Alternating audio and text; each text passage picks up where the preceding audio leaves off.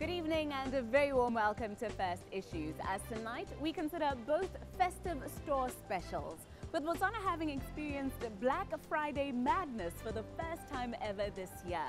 As well as take a look at Kenya at 53, as the country just celebrated Jamhuri Day just yesterday, although local celebrations took place on Friday. We wish you a Merry Christmas. We wish you a Merry Christmas and a Happy New Year. It is Christmas time, and who doesn't love a bargain? The highlight of any Christmas shopping trip can be picking up an item that has had its price slashed through, or one that has a big sales sticker on it. But just how genuine are these bargain prices? Have retailers just gotten more sophisticated with their profit margins in a climate where people are just not spending as much as they used to? Some observers say that stores have learned that to push customers' buttons, they have to offer whopping discounts. What some of them do to make the maths work is to actually raise prices some months before a sale. So the so-called mega sales are pretty similar to the original non-sale prices. What others do is to initially mark up their goods to sufficient levels to protect their margins when the discount or sale is applied.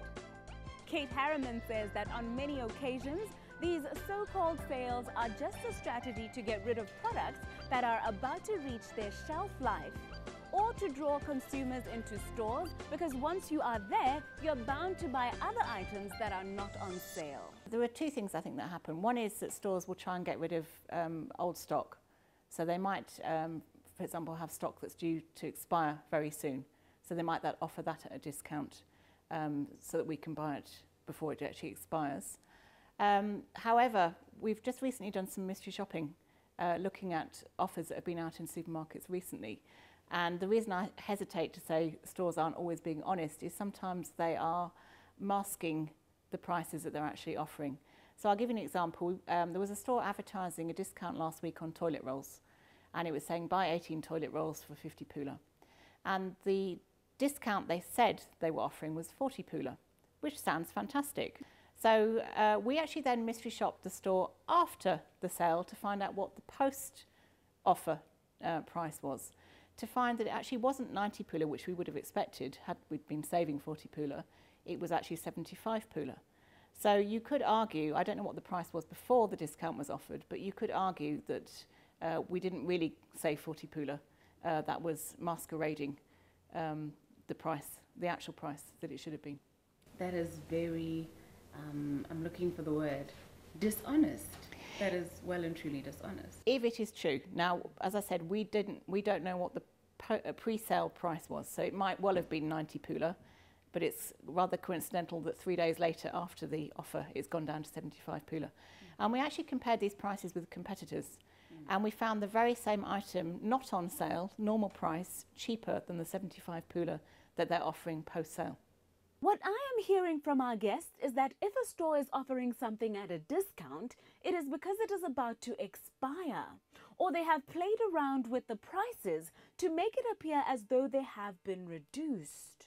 The particular store we were looking at, some of the offers they advertised were in fact 50% off. So that at the post-sale price was 50% more than the sale price.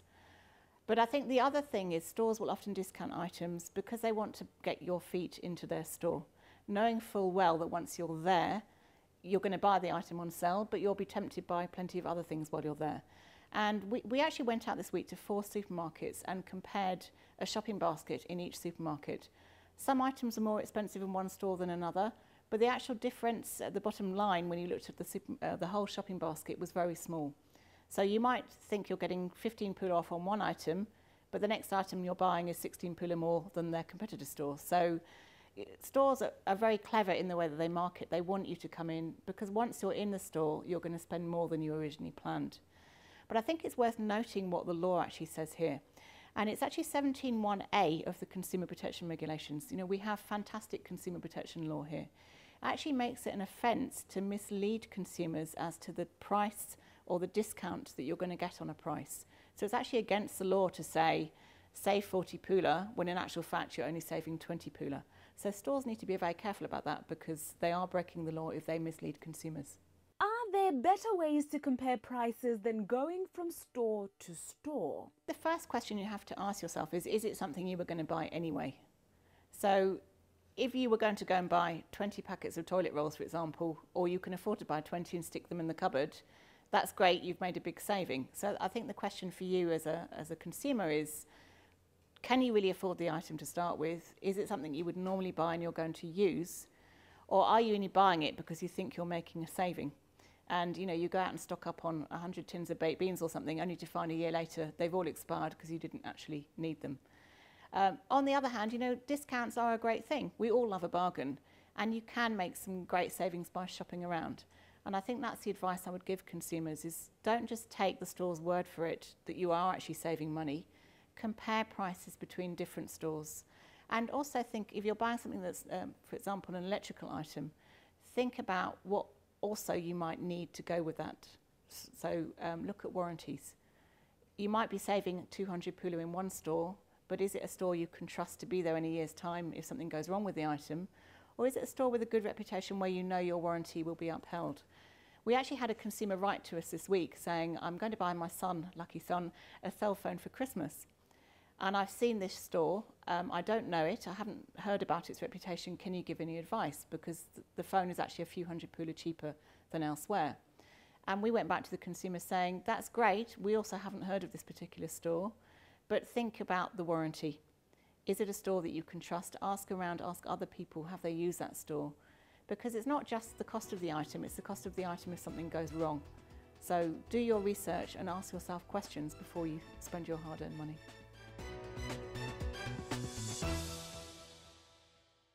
Welcome back to First Issues. In scenes similar to those that have become common in the United States, Botswana witnessed consumers lining up outside stores before they even opened in what was called Black Friday sales. We interrogate whether indeed festive specials are indeed worth such hassle. Do you have tips for comparing prices? I know mostly men struggle with this. People are put off by having to check a price at one store to see if they're getting it for the most reasonable. Do I have to do the legwork, or is there a quicker way? Well, a lot of stores now have websites. You can actually go to their website and check their own prices, or pick up the phone and actually ask them. I mean, just going back to the issue of special offers, one of the factors you have to factor into the equation is the cost of transport. So if the special offer's on at a store that's on the other side of town or 100 k's away from where you live, where you don't normally shop, how much is it going to cost you to get there? So the 15 pula you might save on your toilet rolls or whatever it might be, you've spent on taxi fare or petrol to get there. So you also have to factor those equations in. What other guidelines are there for stores that offer specials or discounts in terms of maybe availability of products and so on? Section 15(1)(d) of the Consumer Protection Regulations says that when a store is advertising a promotion, they have to anticipate the customer demand. So in other words, you can't say, save 3,000 pula on this bed and you only have one in stock. You have to anticipate the number of customers that might come in. And we had a situation a couple of years ago with beds where a store actually did advertise specials all over the country. They took people's money for beds that were on special offer, only to find out that they didn't have the stock. And that landed up in a lot of upset for consumers who'd actually paid the money, they'd handed over their cash, only to find a month later when they were still arguing, where's my bed, it hasn't been delivered, that the store actually didn't have the right number of beds that they actually had sold. So it wasn't even customers coming in saying, can I buy? And them saying, no, we've run out of stock. They actually did sell beds that they didn't have in stock. And that's a breach of the Consumer Protection Regulations. Kate has some sage advice for those of you who still get swept up in the excitement of end-of-year sales. My advice is to have a budget and stick to it. Before you go shopping, before you get tempted by special offers, know what it is you want to spend your money on and do your research. January is a busy time for Consumer Watchdog. We have lots of customers coming with stories of things that have gone wrong or problems. They've bought something that they then turned out they didn't actually want, or they bought it for a gift and they want to take it back.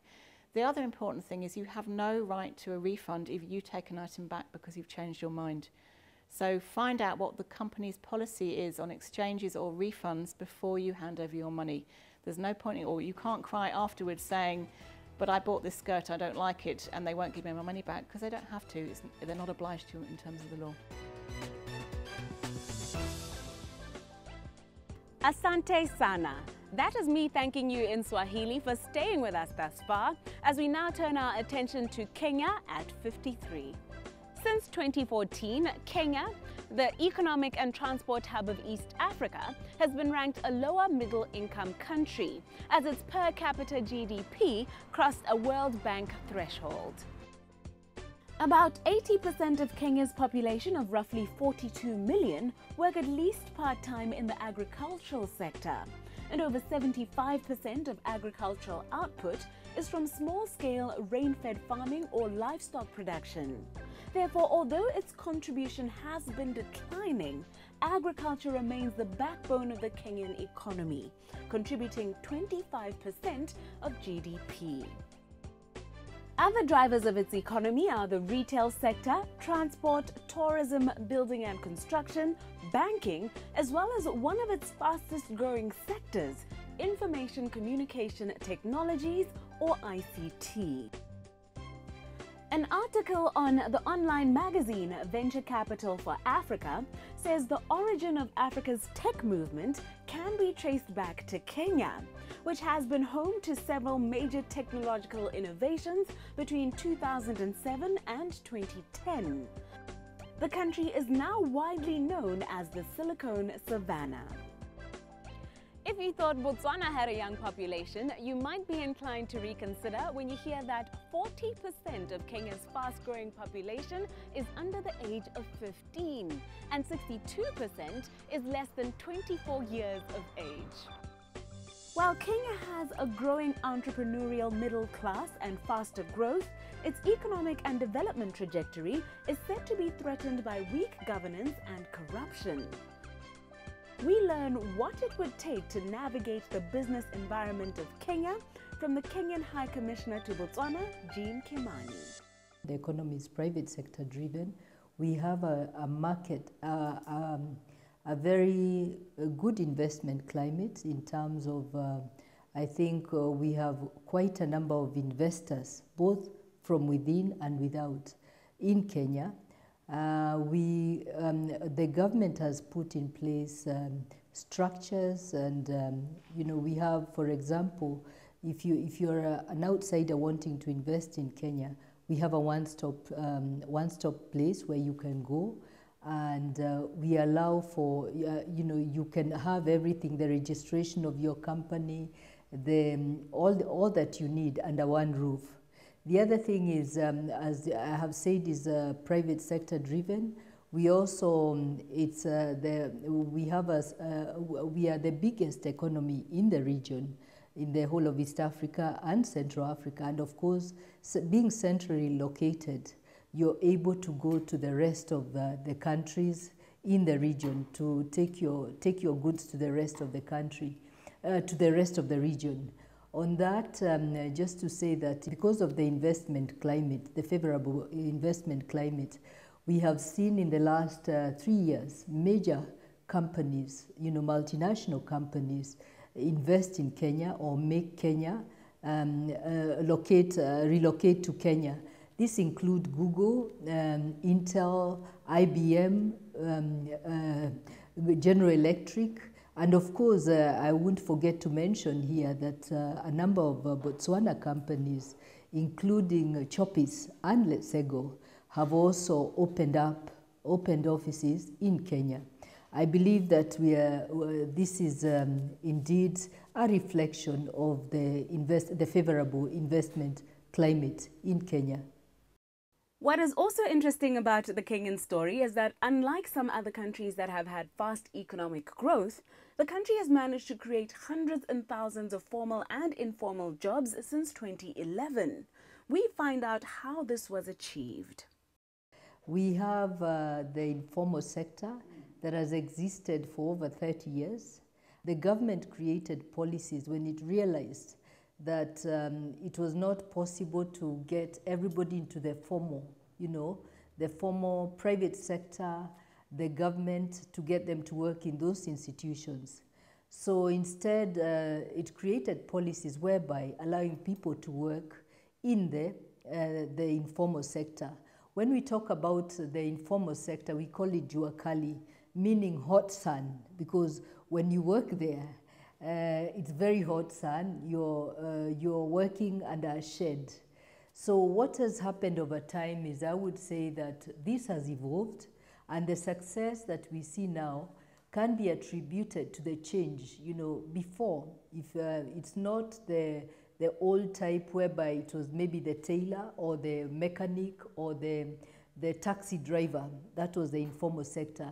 But it has evolved. It is, I think now you get, it is the fastest growing in terms of, we have about 2.7 million people, for example, last year, who are employed. 60% of that 2.7 million people were employed in the informal sector. This is it's in ICT. It is ICT services trickle down to other sectors. It has also, the informal sector and the private sector have become, the informal sector has become an integral part of the private sector, because what happens is that the private sector finds that there are areas that would be too expensive for them to work on. So they give the jobs, they subcontract as well to the informal sector, to the jua kali. So it's a win-win situation for all. And I believe that even as we move forward, there will be a larger number of graduates and young people going into this sector. Government has also given in money, put in funding, put in a lot of funding to ensure that they build in the right infrastructure, give people better skills so that they can be able to fully utilize their skills within that sector. Kenya has been lauded for tech innovations such as M-Pesa. Not only that, some regard the country to be the birthplace of the African tech movement. Its fast-growing ICT sector has earned it the nickname the Silicon Savannah. Jean Kamani tells us what more we can expect from this space. I foresee greater development in this sector, new innovations in this sector. What government has done is to encourage a lot of innovation. And I think, firstly, M-Pesa has become a great export to the rest of the world, not just to Africa, but I believe the Europe, the Americas, other continents are finding that they like the use of mobile banking. Over and above that, I think I mentioned that we are 45 million in number. And Kenyans by nature want to get new skills. They want to get, this applies the ICT now as it is. They have facilities for the farmers, for the informal sector, for everybody is catered for. So you find that there is always a new innovation today because there is demand for it. The farmer wants, or even the person selling the maize, wants to know the pricing of the maize. You want to know, you don't want to go so far, miles and miles, you just want to know it as you're there. So that creates a platform for a new invention in that. So as we've gone around, we found that there are more and more inventions. When you look at Twitter right now, the Twitter handle, I think you see that Kenyans love using Twitter, they love using technology. So I believe that also having a population of young people, the 30 million plus young people, creates new ideas every day.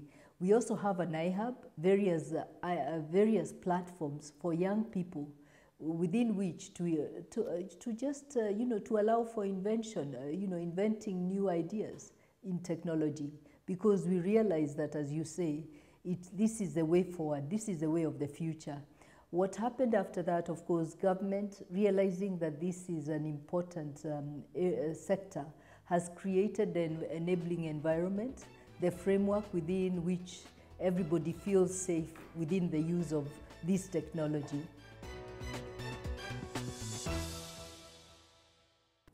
Welcome back to First Issues, as we now turn our attention to the practicalities of doing business in Kenya, still with the High Commissioner of Kenya to Botswana, Jean Kimani. For Mswana going to Kenya, one, you don't need a visa. So, you don't need, there are no formalities, you can just go and visit. Secondly, you'll find that the Kenyan people are very friendly, they are warm, they are hospitable, and they are more than willing to assist. It's also a place where you can, you can easily access, as I said, we have a one-stop shop. You just go, you register your business. In fact, you don't need to go there. You might not need to go to that investment center. You can go to the closest Huduma, we call it Huduma Center, which is a one in all. You apply there, you do everything there, and your documents are processed. We also have well-educated people in terms of if you want whatever the expertise, you'll get it in Kenya. So you'll find that your company, when you go there, you can ask, they are more than willing to give you advice on what you need. The other thing is you'll find that maybe we love meat. You'll be invited out for nyama choma. You'll be invited out to go, and we like socializing, we like welcoming foreigners. So you'll find that if you're going there on business, you'll find that you'll find a home there. High Commissioner Kimani also advises us to factor in Kenya's informal sector as well as big city traffic congestion when planning to network and do business in the country. Botswana, Gaborone, I find it's very, very well organized in terms of the roads, the road network. You can move easily around, but sometimes, of course, being in it gets 45 million people can congest a city, so that it takes a bit longer to get to point A to point B. So I would advise you to make sure that from wherever you go, leave early. Make sure that we are very keen on appointments. To make sure that you keep your appointments. Just make sure that that you leave a bit early because of also traffic jams, just in case that you get caught up in a traffic jam. Thank you for watching tonight's program. Our winning SMS this week comes from Jose Teko Kurusa in Maung, who, in response to last week's segment on the Global Expo Botswana 2016, said the event is a good facilitator for regional and international trade, and agreed with the point made by Speaker Rapelang Rabana that in order to become innovative entrepreneurs, people must focus on their mindset and believe they have the capacity to create value. Those of you watching tonight can also engage us on any of our social media platforms and give us feedback by participating in our ongoing Facebook poll. We leave you with a valuable safety tip from the Department of Road Transport and Safety regarding how to gauge whether your tires are not too worn out to take you on those travels you are busy planning for this December.